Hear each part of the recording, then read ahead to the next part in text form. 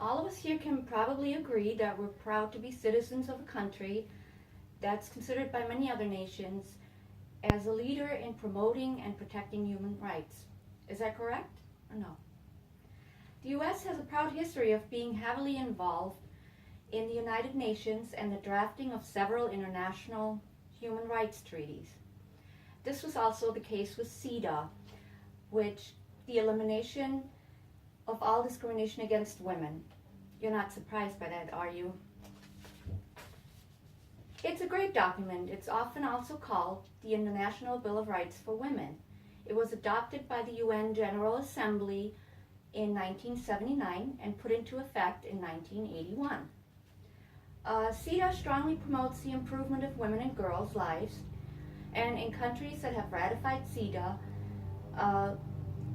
they have made great progress in reducing domestic violence, sex trafficking, providing access to education, ensuring the voting right for women, helping mothers and their families, providing maternal health care for all women. There are only 7 member countries of the UN that have not ratified CEDAW yet. This would be Sudan, South Sudan, Somalia, Iran, Palau, and Tonga, plus the United States. You didn't expect that, did you?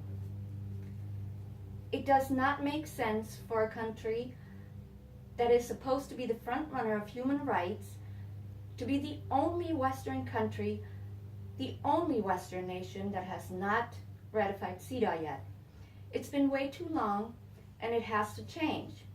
Why has CEDAW never made it to the Senate floor?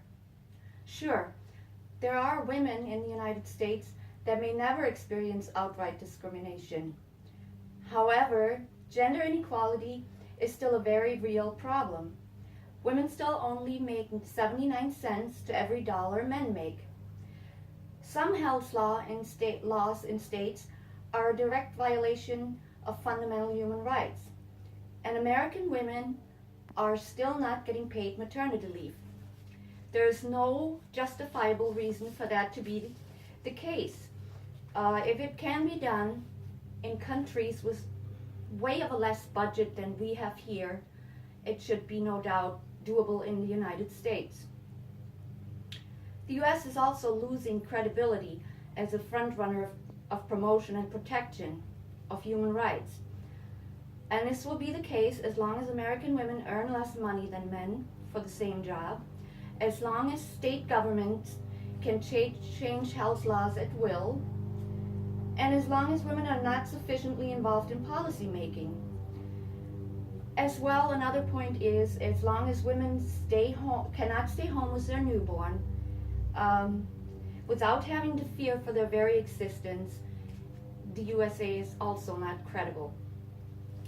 We are lagging behind the rest of the world in these important matters, and it's time to admit it and seek change.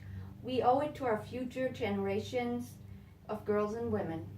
How can we look our daughters in the eyes knowing that they are disadvantaged in this great country just because of their gender? What if our daughters start asking questions? Why we didn't do anything? Or what did we do to make it better? I would like to see each and every one of you to get involved and get informed about CEDAW. Share the knowledge that you gain. Talk to your friends, co-workers, and talk about them about the importance and the purpose of CEDAW. Tell your senators, congressional representatives, and local officials that the ratification of CEDAW is important to you. In tonight's handouts that I have given to you, I have put together for you the names and contact information of all Indiana government officials, which are on these 2 pages, the one with the red heading, and also I have another handout which is informing you about CEDAW in great detail. Also, if you are looking for another state, for information about another state, you could just go to www.contactingthecongress.org. Again, that's www.contactingthecongress.org.